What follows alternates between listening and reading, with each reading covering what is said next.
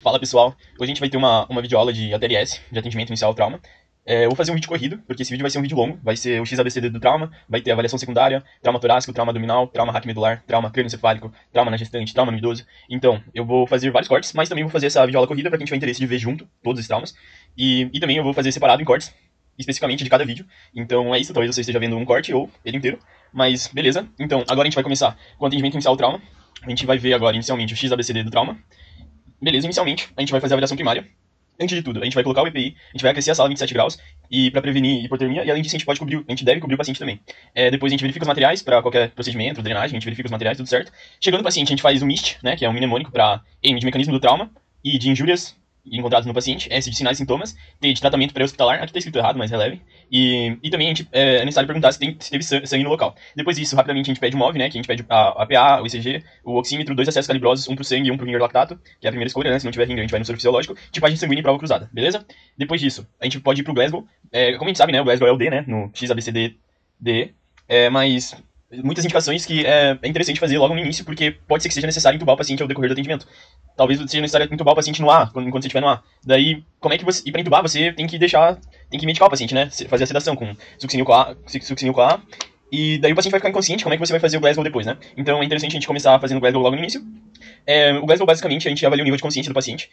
Uma dica, é um sistema de pontuações, né? Pra gente memorizar o olho, tem 4 pontos, a boca tem 5 pontos aqui embaixo, né? E as mãos e os pés, que é o motor, a avaliação motora tem 6 pontos. Beleza, indo parte por parte. A gente tem a abertura ocular aqui. A gente avalia a abertura ocular. Se ela for espontânea, ganha 4 pontos. Se for respondendo a minha voz, a voz do médico, ele vai ter 3 pontos. Se ele responder apenas a dor, se você der um estímulo doloroso pro paciente, daí ele abrir o olho, daí vai ser 2 pontos. Se não tiver abertura ocular, é 1 ponto. Agora a gente na avaliação verbal, a gente tem que conversar com o paciente. A gente pode perguntar o nome, que anos que a gente tá. E então, agora, daí se ele responder, se ele tiver lúcido orientado, vai ser 5 pontos. Se for uma resposta confusa, vai ser 4 pontos. Se ele tiver uma palavra inapropriada, tipo, você pergunta o nome, em que ano que a gente tá, ele fala, maçã, limão. É uma resposta totalmente inapropriada, que não tá certa pra pergunta, né? Ganha 3 pontos. Pra palavras são os incompreensíveis, 2 pontos. Se não tiver resposta verbal, 1. A avaliação motora, você chega no paciente, pede rapidamente pra, olá, tudo bem?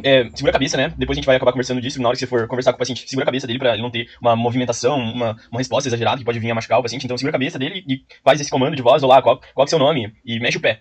Daí, se ele responder, é um bom sinal, né? Que ele vai estar lúcido, vai estar compreendendo e vai responder o seu comando. Pode ser que ele mexa o pé, daí ele vai ter 6 pontos na avaliação motora. Se ele localizar, se você fizer um estímulo doloroso no braço, daí ele localizar que é o braço, assim, ele vai ter 5 pontos. Se ele tiver um trauma, uma injúria, uma lesão, digamos, no abdômen, e, tipo, você sinalizar que tá chegando perto dessa lesão, e ele mostrar apreensão, tipo, se defender, digamos assim, 4 pontos. Se ele tiver flexão normal, 3 pontos. Extensão normal, 2 pontos. E se não tiver essa resposta motora, é 1 ponto. Beleza? Agora a gente vai no X, que é a contenção de grandes hemorragias. Four on the floor. Basicamente, a gente avalia o tórax, o abdômen, a pelve, os ossos longos e se tinha sangue no chão. A gente avalia se tem sangue nesses 4 locais. E, basicamente, se tiver um grande sangramento, inicialmente, a gente faz a compressão direta, direta ou preenchimento de feridas. Se essas duas medidas iniciais não derem certo, ou se não tiver pulso no membro distal, somente aí que é indicado o tourniquet. O tourniquet não é tão indicado sempre assim, não é qualquer lesão que você coloca o tourniquet. Primeiro você tenta essas duas, e depois que daí você pode ir pro tourniquet. Se não tiver efetividade nesses dois procedimentos iniciais, que é a compressão e o preenchimento de ferida. Também é importante estabilizar a coluna com o colar cervical. Já chegando no paciente, é importante você já estabilizar a cervical com o colar. Agora a gente vai pro A, que são as vias aéreas. A gente vai fazer inspeção das vias aéreas usando uma lanterna para poder visualizar melhor. A gente vai manter as vias pérvias com o Joe Thrust e o Chin Lift, que são manobras, né, para manter a via pérvia, né. Também a gente verifica se tiver algum corpo estranho, a gente faz retirada, tanto se for alimento, se for algum objeto. Nos idosos é mais comum ter dentadura, né? Também, se for necessário, a gente faz aspiração, se tiver alguma secreção. Oxigênio suplementar de 12 a 15 litros por minuto com máscara não reinalante é sempre importante, porque o oxigênio nesse paciente com trauma vai ser muito, muito importante. Isso se você não considerar depois a via aérea avançada, depois do oxigênio suplementar. Principalmente se o Glasgow tiver entre 8 e 9, você faz a intubação. Ou se a saturação está abaixo de 94. Essa medida da saturação, de você levar em conta a saturação, ela é importante, mas tenha como preferência o Glasgow. Se o Glasgow tiver 8 e 9, intuba. Se a saturação estiver baixa, 94, você considera o contexto geral para fazer intubação, porque a saturação não é algo tão relevante assim. É isso que eu levo pelos meus professores, que eles falaram que a saturação não é tão proeminente assim para você declarar a intubação. Leve mais em consideração o Glasgow ou o contexto geral do paciente. Daí, para fazer intubação, você vai usar as drogas, né, para sedação, que tem outro mnemônico, que é o FESUC, que o F de fentanil, o E de etomidato, o S de succinilcolina, fentanil 1 a 3 microgramas por quilo, etomidato de 0,2 a 0,3 miligramas por quilo, e a succinilcolina 1 a 1,5 miligramas por quilo. Além disso, tem a ketamina também, que são outras opções, mas também tem esse do FESUC. Vai no B, que a gente vai avaliar a respiração e a oxigenação do paciente. É importante a gente avaliar se tem urgência jugular ou se tem desvio de traqueia, em algum pneumotórax hipertensivo, assim, algum desvio de traqueia. Beleza, a gente vai fazer inspeção, a gente vai avaliar a simetria torácica, o esforço respiratório, o uso de musculatura acessória e lesões torácicas, além da coloração, se o paciente tiver cianótico ou tiver curado, gozado. Também palpação.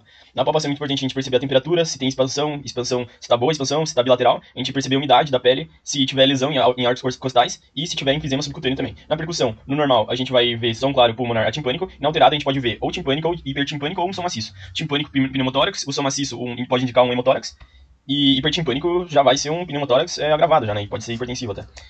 Beleza, também na ausculta, a gente vai fazer a ausculta pulmonar e cardíaca, eu tenho dificuldade com essa palavra, cardíaca, também, tá. Ó, a ausculta, a gente faz a pulmonar e como já tá ali, a gente pode fazer a cardíaca também. Que já tá ali, já, a gente sabe que a ausculta do coração, eu vou trocar a palavra, né? Mas a cardíaca faz parte do C, né? Mas não custa, a gente já tá ali, vai que a gente esquece, né? Depois, a gente faz o pulmão e acaba esquecendo de fazer do coração. Beleza, no C, a gente... Calma, no C parece que tá faltando uma... Putz, tá, calma lá, já voltamos. Então, galera, agora voltando, a gente teve um probleminha que acabou faltando os slides, mas eu acabei fazendo ele rapidinho aqui. No C, a gente vai avaliar a circulação do paciente. A gente vai fazer a ausculta cardíaca, que já fez no B, mas só lembrando que é aqui do C. A gente vai avaliar o tempo de enchimento capilar, que o normal é 2 segundos, se for maior que isso é problemático, assim, ficar atento com isso. Na pele, a gente vai avaliar a pele em geral, da temperatura, umidade, coloração, assim como a gente fez no tórax. Também a gente vai avaliar os pulsos centrais, o carotídeo radial. Depois, ainda no C, né, a gente vai avaliar o abdômen, a gente vai fazer inspeção e palpação. E também a gente avalia, identifica um grau de choque hipopolêmico. Se estiver tendo um choque no paciente, você tenta avaliar o grau desse choque. O choque hipopolêmico a gente vai analisar daqui pra frente. A gente vai fazer um comentário de choque hipopolêmico, mas aqui mesmo é o XABCD geral, assim. Não é específico de cada patologia, cada comorbidade que vem acontecer, tipo, do trauma, do tórax, se tiver um pneumotórax é uma abordagem diferente. Essa abordagem aqui dessa aula do XABCD é mais uma avaliação geral do paciente. Beleza? Nos outros vídeos vai ter as medidas, as condutas que devem ser feitas para cada situação. Beleza? Continuando, sem se alargar muito. Beleza, agora a gente vai continuando C, a gente vai fazer o PET no abdômen. Primeiro, a janela pericárdica logo abaixo do apêndice tifoide. Na janela hepatorenal, a gente vai fazer no 10º espaço intercostal axilar interior. Na janela esplenorenal é o 8º espaço intercostal e axilar média. E na janela suprapúbica, 2 cm acima da síntese púbica. O FAST é basicamente uma ultrassom que você vai lá pra ver se não tá tendo um sangramento em um desses locais. No coração, no rim, no fígado, rim e nos órgãos genitais ali, suprapúbicos. Também a gente vai avaliar a estabilidade da pelve, a gente faz primeiramente a rotação interna na pelve, a gente pega as cristas ilíacas, né, que são aqui, né, aqui, como tá na imagenzinha, e a gente faz uma rotação interna, claro, né, interna, bom lembrar disso, e posterior. Então a gente faz rotação interna e pra baixo da maca, né, pra ver se tem alguma crepitação. Se não tiver alguma crepitação, daí a gente pode fazer a rotação externa. É muito importante tomar cuidado com isso, porque se você fizer a rotação externa, inicialmente você pode... Se tiver uma fratura de pelve ali, você pode abrir muito mais a pelve e a capacidade de sangramento que pode ter na pelve é enorme. E pode levar até o paciente a óbito, então é muito importante essa informação. Também a gente pode avaliar a genitália com passagem de sonda vesical. Beleza? Agora a gente viu o D. A gente já tinha feito o Glasgow no começo, mas agora a gente vai reavaliar, a gente pergunta, e como é que tá o Glasgow agora? Isso se você estiver numa prática, né, numa prova prática. Então você reavalia o Glasgow, daí... E se você já entubou o paciente? Se você já entubou, daí você continua, não tem o que fazer, o paciente já tá sedado, ele já tá inconsciente, então você não consegue reavaliar.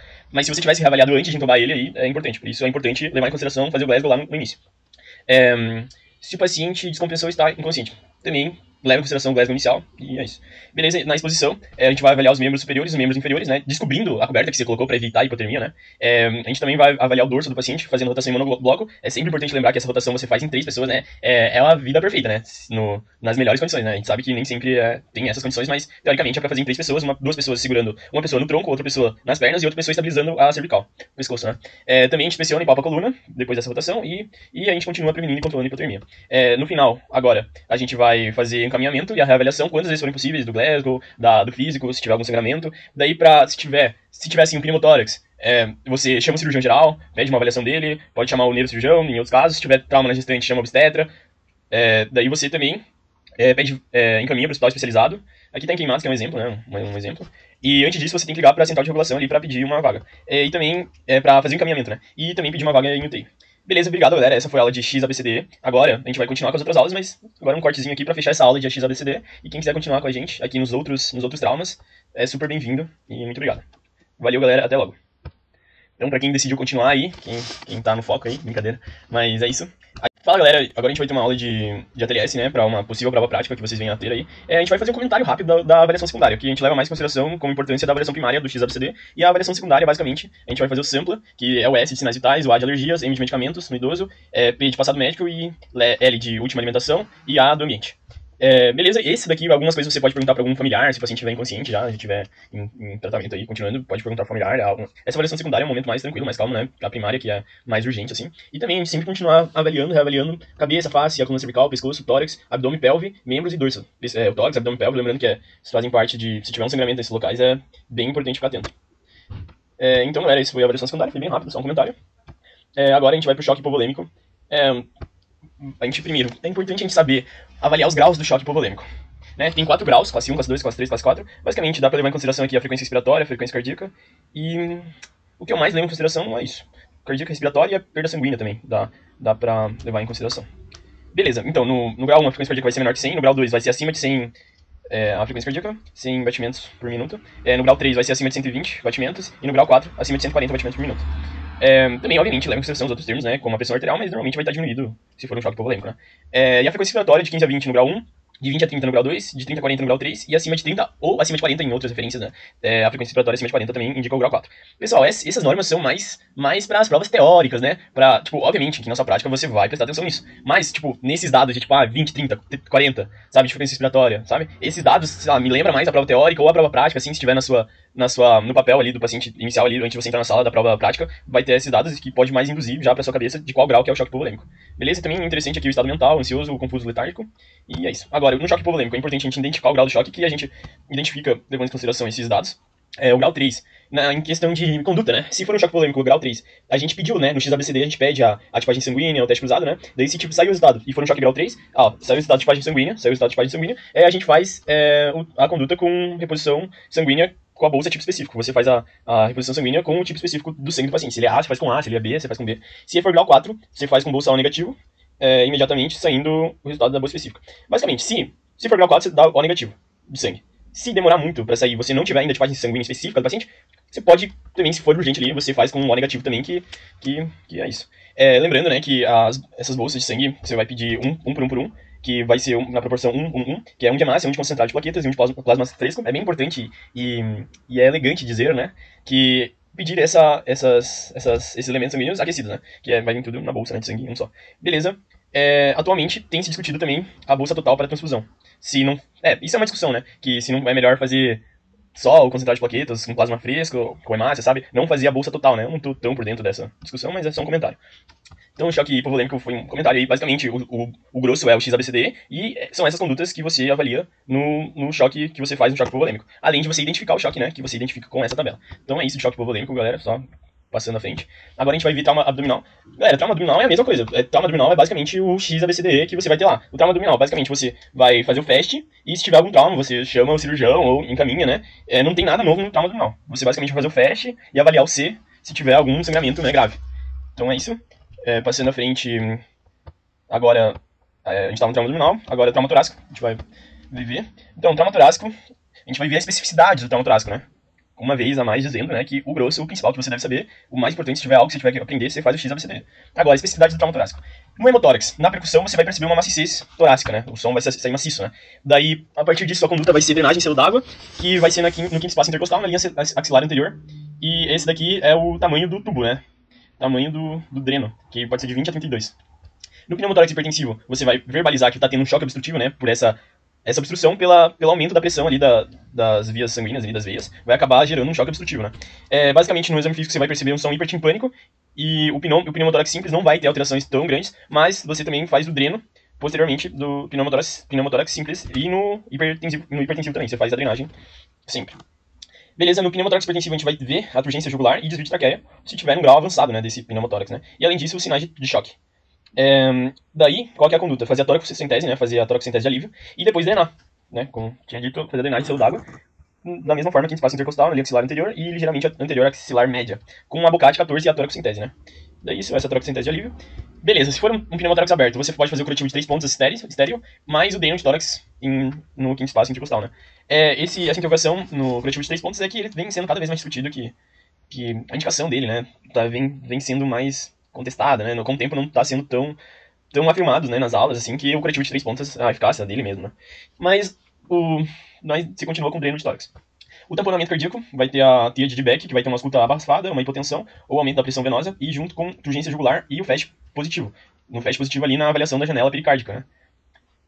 Além disso, daí, se tiver tamponamento cardíaco, você faz a pericardiocentese com agulha em 45 graus, abaixo do apêndice estifoide, no sentido da escápula esquerda, né, à esquerda. E você vai ir colocando a agulha aspirando ao mesmo tempo. É interessante também fazer essa pericardiocentese com eletrocardiograma, muita gente faz com isso, que daí, se der alguma arritmia, você puxa um pouco pra fora pra ficar realmente ali no local exato pra fazer a pericardiocentese. Então é isso de trauma torácico. Valeu, galera. Agora a gente vai pro trauma pélvico. Trauma pélvico, como a gente já tinha dito no XABCD, no vídeo de XABCD, a gente vai fazer a rotação interna e depois vai ter, em conjunto, rotação interna da pelve com pressão para posterior. A pressão para posterior é em contra a maca, sabe? No sentido, você junta a pelve e empurra para baixo para fazer essa pressão posterior. É sempre importante lembrar que a rotação tem que ser interna primeiramente, né? Depois, se não tiver crepitação, você faz a rotação externa. Porque se tiver uma fratura ali, crepitar, abrir a pelve, o sangramento vai ser enorme. Enorme, enorme, e o teu paciente vai descompensar rapidamente, aumentando bastante a chance de mortalidade, né? Beleza, aqui se criptar em algumas manobras, não realizar a manobra seguinte, né? Se criptou na rotação interna, você não faz a externa, beleza? Se criptar também, você faz a fixação da pelve com lenço ou um cinto pélvico, daí você pede raio-x e chama o ortopedista pra ver o tratamento. Então é isso de trauma pélvico, junto com o ABCDE, XABCDE, junto com essa especificidade do trauma pélvico, que vai levar a sua conduta correta, né? No seu atendimento correto. Agora, fala galera, iniciando o trauma músculo-esquelético. Beleza, trauma músculo-esquelético. Então, no trauma musculoesquelético, a gente vai avaliar a pele, a função neuromuscular, o estado circulatório, a integridade dos ossos e dos ligamentos. Na inspeção, a gente avalia a coloração, a perfusão, o tempo de enchimento capilar, né? E se tiver alguma deformidade, algum encurtamento nos músculos, alguma angulação lateral, medial. E a gente avalia os 4 P's, né? Que é pulso alterado, dor, pain, parestesia, paralisia e palidez. Avaliar os 4 P's. Na fratura fechada de músculo esquelético, a gente vai fazer a estabilização e o alinhamento, né, da fratura, que vai auxiliar na coagulação, né?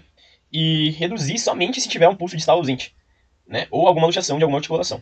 Isso na fratura fechada. Você só reduz se tiver pulso distal ausente ou alguma luxação. Porque reduzir é mais do ortopedista, né? O ortopedista, se não tiver pulso distal ausente, você espera, chama o ortopedista e daí ele reduz, né? Daí na fratura exposta, a gente vai fazer uma compressão, né, com material estéreo, com curativo estéreo, e a gente hidrata bastante o músculo, né, com compressa de soro fisiológico. Se o sangramento permanecer intenso, ou se tiver alguma amputação, você utiliza o torniquete. Torniquete não é sempre que você vai usar. Levar em conta que só se o sangramento continuar intenso ou se tiver uma amputação, você usa o torniquete. E daí você também faz, como é uma fratura exposta, você faz um antibiótico terapêutico. Beleza. Em caso de exceção, se o transporte for demorar muito para chegar, for demorar algumas horas, pode-se, entre aspas, né, empurrar o osso para dentro e hidratar bastante esse órgão para evitar algum tipo de desidratação ou uma consequente necrose, né? Beleza, se você identificar uma síndrome compartimental, né?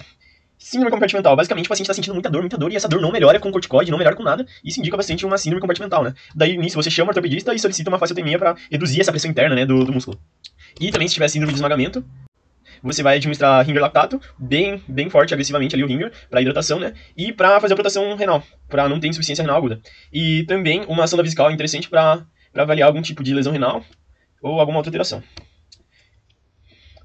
Beleza, agora esse aqui é mais um detalhe mesmo. Não é um detalhe, né? Não é um detalhe, mas agora eu tô na faculdade, né? Eu tô na unidade curricular 17, né? Agora mesmo, pra mim não cabe tanto isso, né? Mas é interessante a gente revisar, né? Só pra já ir aprendendo, né? Lá pra frente a gente já tem em mente isso, né? E, beleza. Se tiver hiperpotassemia, a gente faz uma solução polarizante com glicose e tal.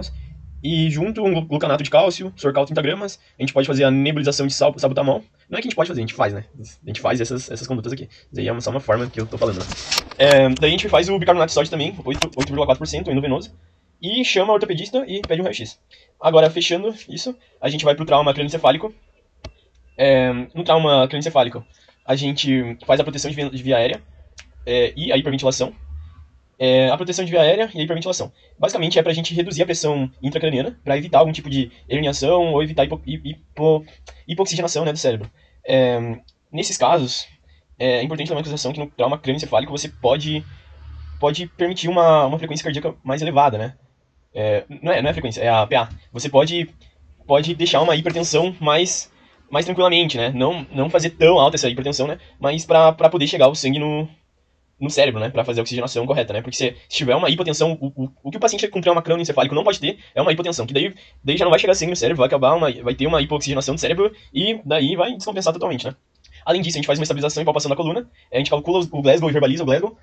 Essa questão do Glasgow, ele tá no vídeo de XABCD, que é o primeirinho vídeo, que a gente viu no começo desse aulão aqui, né, se você estiver vendo esse corte, a gente viu isso no começo da aula desse vídeo.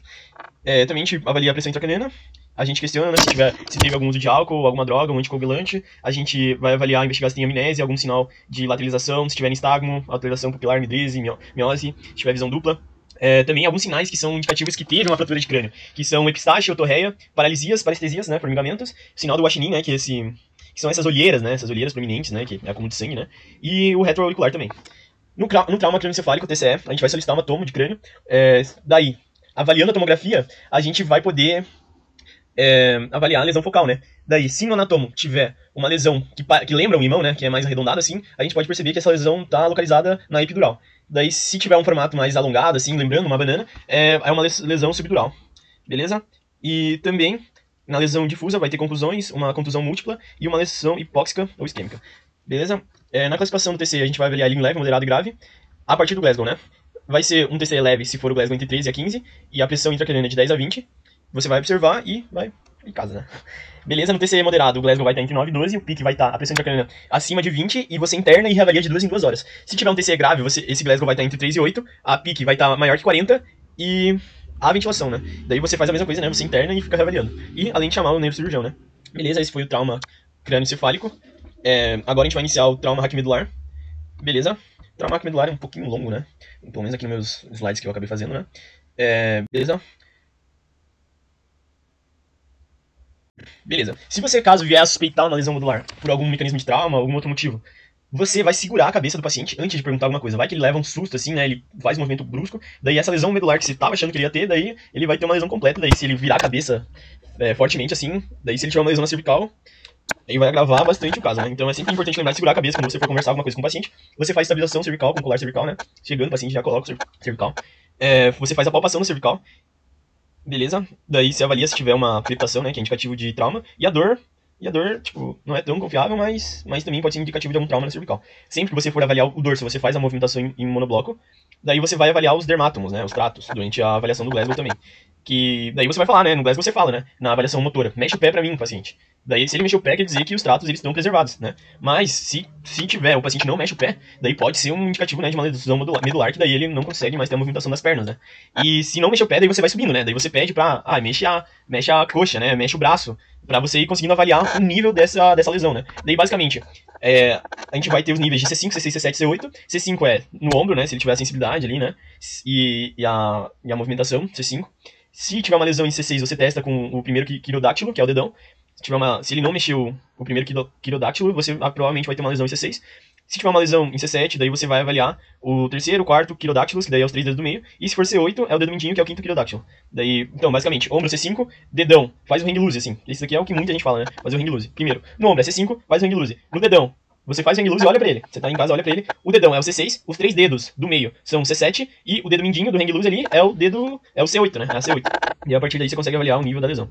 Beleza? Ainda no trauma raquimedular. É importante a gente sempre fazer essa diferenciação entre choque neurogênico e um trauma medular, né? Que o choque neurogênico, ele realmente é o choque mesmo. Porque no medular, ele não vem a ser realmente um choque, né? É só a perda, né, da inervação ali, que vai ter uma lesão e que vai acabar com a movimentação, a sensibilidade, né? Mas o choque mesmo é um choque neurogênico. O choque neurogênico que é importante você diferenciar. Beleza? O choque neurogênico basicamente vai ser uma lesão acima de T6. Vai ter alguns sinais que vai permitir você diferenciar entre o choque medular, né? O choque entre aspas, né? E o choque neurogênico, né? Que basicamente são esses sinais. No choque neurogênico, você vai ter hipotensão, bradicardia e dilatação dos vasos periféricos. Dilatação dos vasos periféricos. O paciente vai estar com a pele quente, vai ter acúmulo de sangue, né? O vaso vai estar dilatado. Isso é um diferencial relevante, né? No choque neurogênico, o paciente vai estar, na palpação vai estar quente, e no choque, entre aspas, medular, ele vai estar mais frio, né? Daí, no choque neurogênico, você vai iniciar com uma reanimação volêmica. Você, como não vai ter essa resposta, né? Da inervação, né, dos vasos periféricos, né, que vai causar uma dilatação, você vai considerar uma droga vasoativa, né, pra fazer essa compressão dos vasos, né, e voltar, né, a PA do paciente, né, pra ele não ficar hipotenso, né. Daí você considera noradrenalina ou fenilefrina. Nossa, a dicção hoje tá comprometida. Beleza, continuando, a gente vai avaliar a perda de tônus vasomotor e também da inervação simpática por coração. São indicativos de choque neurogênico também o paciente que está inconsciente, com sondagem uretral, com diminuição do débito urinário, e se ele tiver um lactato alto também, a perfusão inadequada. Caso seja identificado um choque neurogênico, uma lesão acima de C5, você vai realizar a intubação rápida. O motivo da intubação vai ser porque vai ter um cansaço músculo-respiratório, né, por causa da inervação ali de C5, que nos músculos respiratórios, né, que é o diafragma, os músculos intercostais, eles vão estar denervados pelo trauma raquimedular. Essa intubação não é pelo nível de consciência, né? Essa intubação é realmente pelos músculos respiratórios que vão estar prejudicados. Daí no choque medular, ele não vai interferir na vascularização. Os sinais do choque medular são perda do tônus muscular, perda do reflexo e perda sensorial. você vai avaliar a cervical, né? Se tiver uma lesão acima de C3, o paciente vai morrer. Vai morrer, né? O paciente, na maior parte das vezes, ele acaba morrendo em cena, infelizmente. Por causa que, como a gente acabou de dizer, né? A inervação, né, da respiração ali por C5, se tá acima de C3 o trauma, ali os músculos respiratórios eles vão estar bem prejudicados, né? Daí ele acaba vindo a óbito por apneia ou por perda da inervação, né, do nervo frênico. Por uma lesão acima de C5, vai exigir uma intubação precoce, por causa que vai ter uma fadiga no diafragma também. Beleza, agora a gente vai nas lesões, né, no trauma raquimedular, alguma lesão torácica, né, da medula ali na região torácica. Na maioria dos casos vai ter somente uma compressão. Na maioria dos casos não tem uma lesão medular, né? Só uma compressão, né? Até pela estrutura, né, ali das vértebras torácicas, né? Que acaba não tendo uma lesão completa ali, né? Mas se tiver uma fratura ou uma luxação, vai provavelmente ter uma lesão medular completa, né? Porque aí realmente vai acabar com essa continuidade da medula, né? Se tiver uma fratura ou uma luxação das vértebras torácicas. Também é importante levar em consideração que a junção tóraco-lombar, né? É mais vulnerável. Daí, em relação aos tratos, se for uma lesão acima de T1, vai ter tetraplegia e abaixo de T1, paraplegia, provavelmente. No trauma raquimedular, a gente tem que chamar o cirurgião geral, a ortopedia ou a neurocirurgia, né, para uma segunda avaliação, né, e ortopedista também. E os exames de imagem, a gente pede primeiro raio-x, depois se necessário hematoma e depois uma ressonância magnética. No raio-x, na análise do raio-x, a gente vai avaliar, né, se tá um raio-x adequado, né, a intensidade da radiografia ali, se tá dando para visualizar bem. E beleza, aqui também a gente vai avaliar o alinhamento das vértebras, os ossos, as cartilagens, o processo, o dente do áxis e também as partes moles e extra-axiais. Então, basicamente, é isso, trauma raquimedular. Agora a gente vai pro trauma de gestante, né? Acaba ficando mais longo essa aula mesmo, mas é isso mesmo. É bom pra gente ter essa visão geral, né? Uma visão geral mais superficial, né? A gente não aborda tão profundamente os conteúdos, né? Só pra ter tudo em mente, assim, ter uma visão geral. Então, no trauma, então, fala, pessoal, essa é a mesma aula de ATLS, né? De trauma na gestante. A gente vai vir fazendo a continuação aqui. Beleza, trauma na gestante.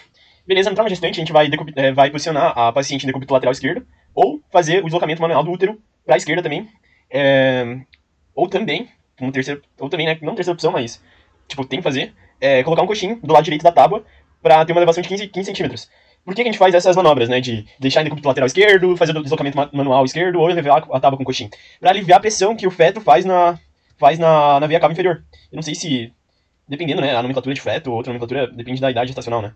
Mas, beleza, deu pra entender, né, mas isso. Beleza, basicamente pra aliviar a pressão da via cava inferior e permitir essa boa circulação, né, da gestante, que é bem importante, hein, bem importante essa manobra, porque a compressão da via cava é enorme ali, né, com o feto em cima da via cava superior, impedindo o retorno venoso, né.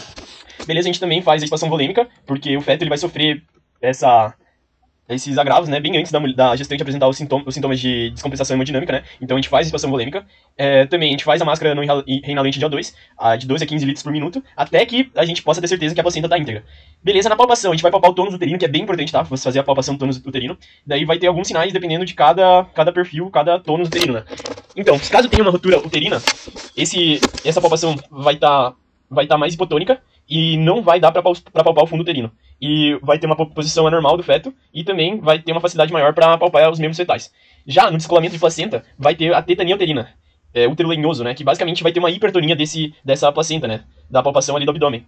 Essa que é a grande diferenciação, se o tônus vai estar hipotônico ou vai estar hipertônico. Se tiver hipotônico, é mais sugestivo de uma ruptura uterina, se tiver hipertônico, mais sugestivo de um descolamento de placenta. Mas, além disso, é bem importante você ter em mente de você saber qual que é o tônus normal, né? Então, sempre é importante você fazer essa palpação do tônus uterino, para você ter bem em mente qual que é o tônus normal do tônus uterino, né? Daí você, se tiver uma alteração hipotônica ou hipertônica, você já consegue fazer melhor essa identificação. No descolamento de placenta ainda, vai ter contrações frequentes e intensas, vai ter irritabilidade uterina quando fazer a palpação e sangramento vaginal escurecido também, que você vai confirmar através.